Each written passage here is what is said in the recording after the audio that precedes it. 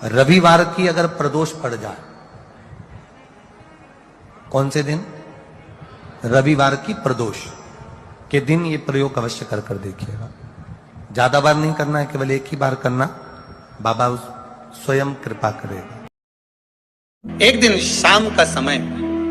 प्रदोष का दिन, प्रदोष काल, भगवान देव अधिदेव महादेव मां जगतजननी पार्वती जी के साथ में भ्रमण कर। देखिए, अगर प्रदोष का व्रत नहीं कर सकते, प्रदोष के दिन आप व्रत नहीं कर सकते, मान लो आपसे भूखा नहीं रहा जाए, प्रदोष का व्रत नहीं कर सकते, प्रदोष के दिन आप भूखे नहीं रह सकते, मंदिर भी नहीं जा सकते, दिया भी नहीं लगा सकते, तो शिव महापुराण की कथा कहती है कि प्रदोष के दिन, प्रदोष काल में अपने ही दरवाजे के पास देवाधिदेव महादेव का स्मरण कर लक्ष्मी की वृद्धि के, कार्य सिद्धि के, संपदा को प्राप्त करने के लिए आप अपने ही दरवाजे के पास में एक दीप लगा सकते। कौन से दिन? प्रदोष। उससे 1000 गुना शिवलिंग में बल की प्राप्ति होती है।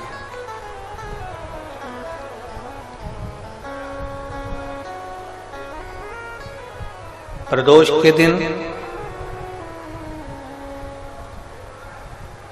यदि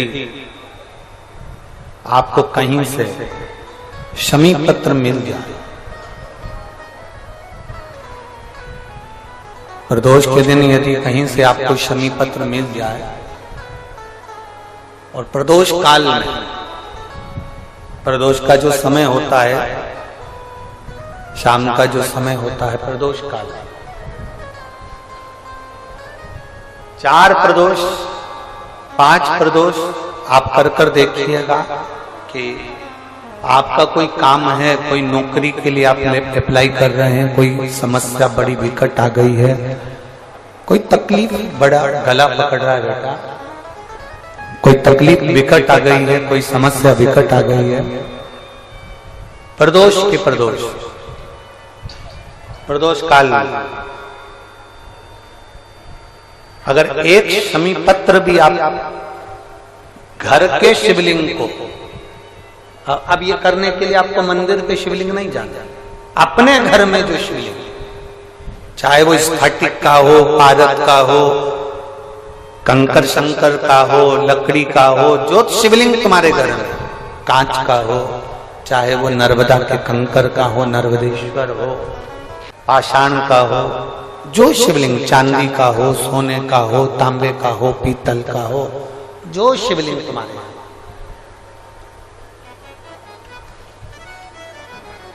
एक शमी पत्र यदि आप भगवान शंकर के शिवलिंग पर समर्पित कर रहे हो और उस शमी पत्र को उठाकर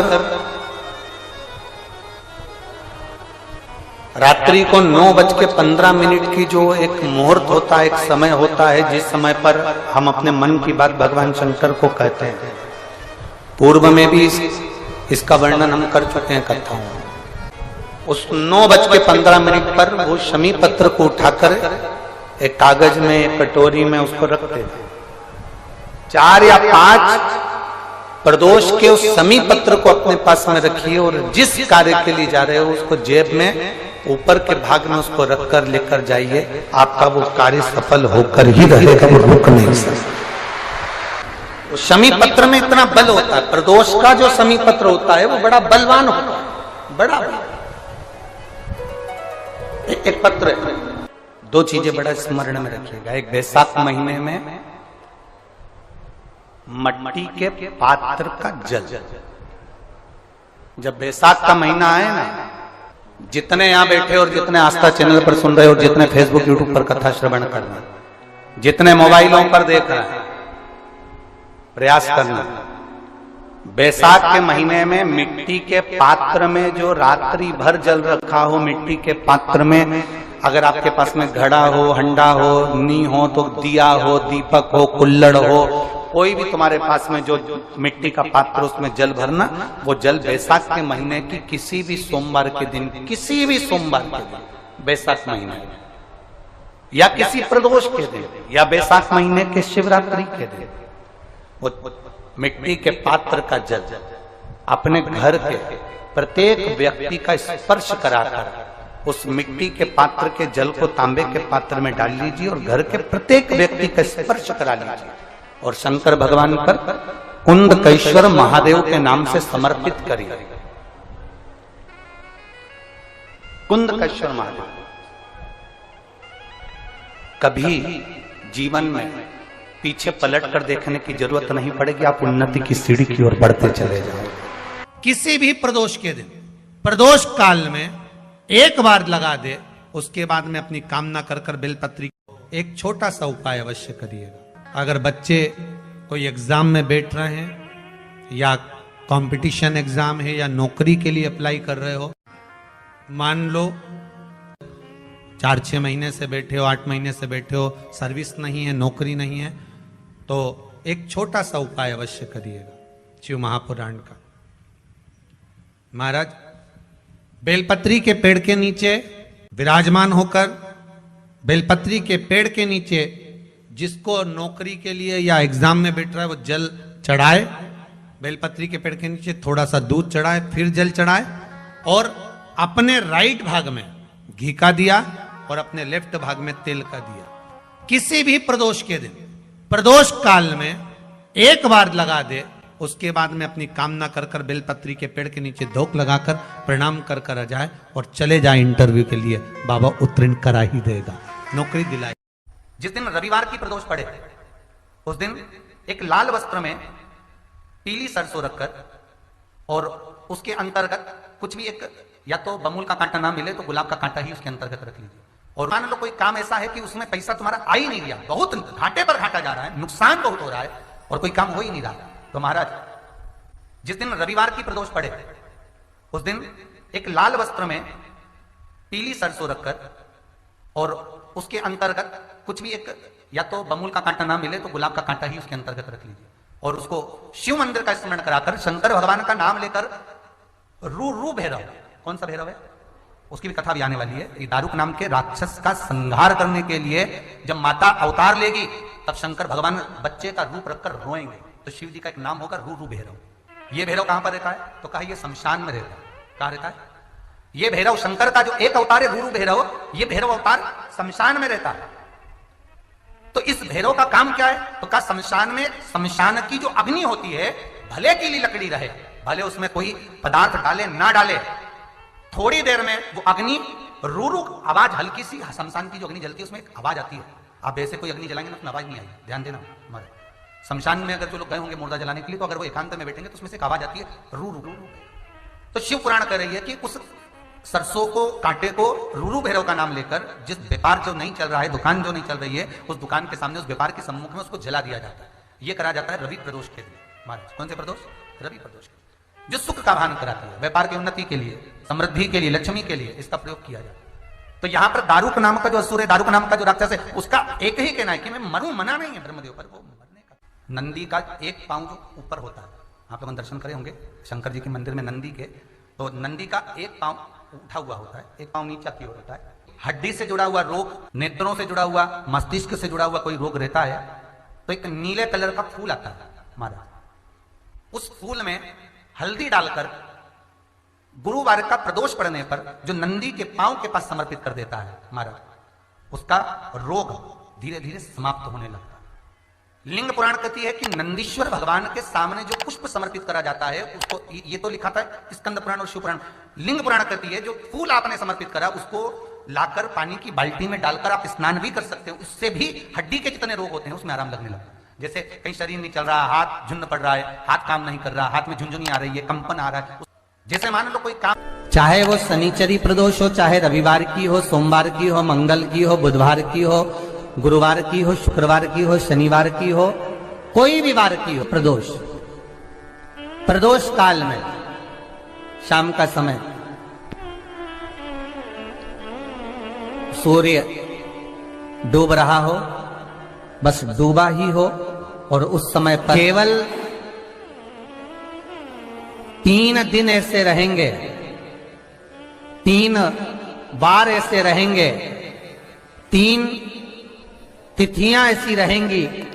3 समय ऐसा रहेगा जिस समय पर तेरे द्वारा निर्मित शूल को भी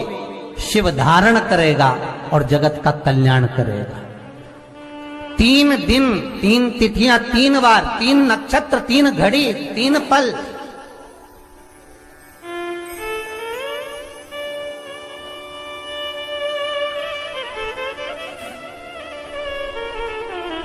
जिसमें बाबा शूल भी धारण करते हैं, और शूल अकेले धारण नहीं करते महाराज। जो धतूरा होता है ना, दर्शन करें धतूरे के, कांटे कांटे सा होता है धतूरा, तो वो धतूरे के साथ में बाबा शूल धारण करते हैं, बेलपत्री के शूल को। ये बहुत बहुत आनंदमय कथा है महाराज जी। जिसके जीवन में हमेशा कांटे ही मिले हैं। बेटी बड़ी हुई तो घर में मायके में दुख देखा, और मायके से गई ससुराल में तो ससुराल में दुख देखा। ससुराल में भी दुख देखने के बाद में भी पति को बहुत कुछ काम खुलवाया, बहुत धंधे खुलवाए, नौकरी लगवाई, पर वो पति बार बार छोड़ कर आ गया, बार बार तकलीफ भोग रहा है, बार बार कष्ट भोग रहा है। फिर थोड़े दिन काम करता है, थोड़े दिन छूट जाता है, फिर व्यापार में बढ़ता है, फिर छूट जाता है, फिर कोई दुकान खुलवाई, थोड़े दिन अच्छी चली, फिर वापस वहीं घर पर आकर बैठ गया। अर्थात उसके जीवन में वो शूलता चल रही है। तो बाबा देवाधिदेव महादेव कहते हैं, ये 3 घड़ी, 3 पल, 3 नक्षत्र, 3 समय, 3 दिन में जो शूल मुझे समर्पित करता है, उसके जीवन से मैं शूल हटा देता हूं। वो 3 दिन लिखे स्कंद पुराण।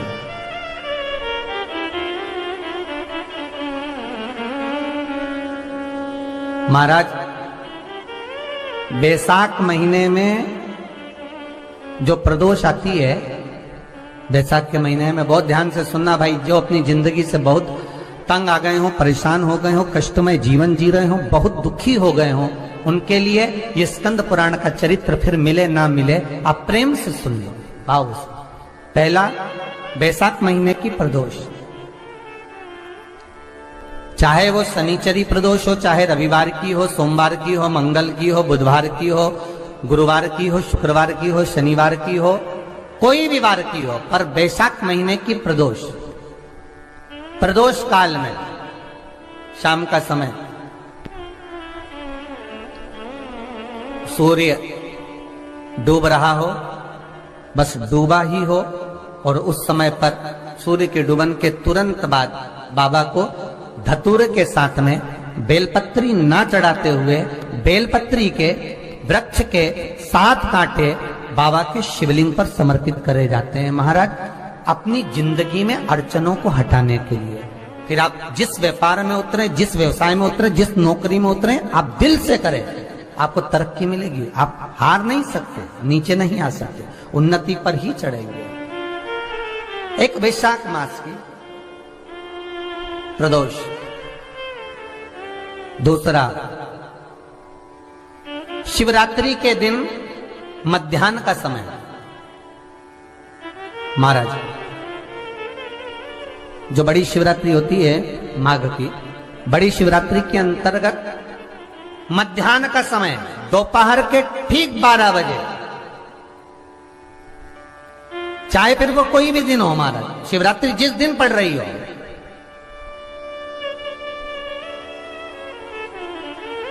उस दिन भी धतूरे के साथ बाबा को 7 कांटे बेलपत्री के वृक्ष के समर्पित होते हैं महाराज। इसमें आप ये वाले जो कांटे हैं, जो शिवरात्रि के दोपहर 12 बजे वाले हैं, अगर कोई मदिरा पीने वाला हो, व्यसन में डूबने वाला हो, कोई जुआ खेलने वाला हो, कोई गलत वैश्यावृत्ति करने वाला, या अपने मार्ग से विचलित कोई व्यक्ति है, उसके लिए भी ये कांटे बहुत काम आते हैं महाराज। दूसरा, पार्वती, तेरे द्वारा तेरे नयन अश्रु से जो प्रगटा हुआ बेल का वृक्ष है, द्वितीय शूल मैं वहां धारण करता हूं, तृतीय शूल, तीसरा शूल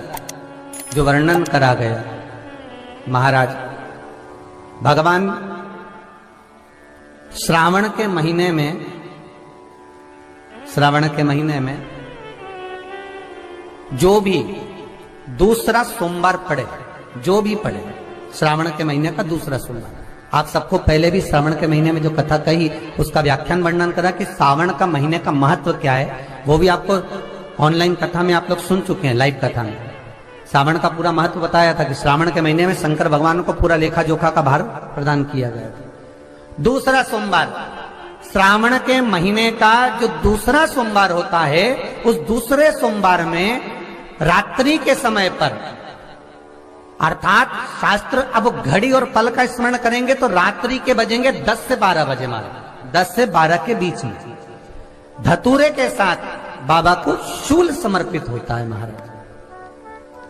ये भी हमारी बाधाओं को, हमारी तकलीफों को, व्यापार व्यवसाय के लिए, नौकरी सर्विस के लिए, बहुत सारे एग्जाम में आप बैठ लिए, गवर्नमेंट एग्जाम के लिए बैठ लिए, नहीं हो रहा, ये 3 बार मेरे शंकर को बेलपत्री के वृक्ष के शूल समर्पित होते हैं, उसका आनंद पाना। मेरी जीजियों, 2 चीजें बड़ा स्मरण में रखिएगा। एक, बैसाख महीने में मट्टी के पात्र का जल, अभी अभी क्या चल रहा है, फागुन, अभी क्या चल रहा है, फागुन। जब बैसाख का महीना आए ना,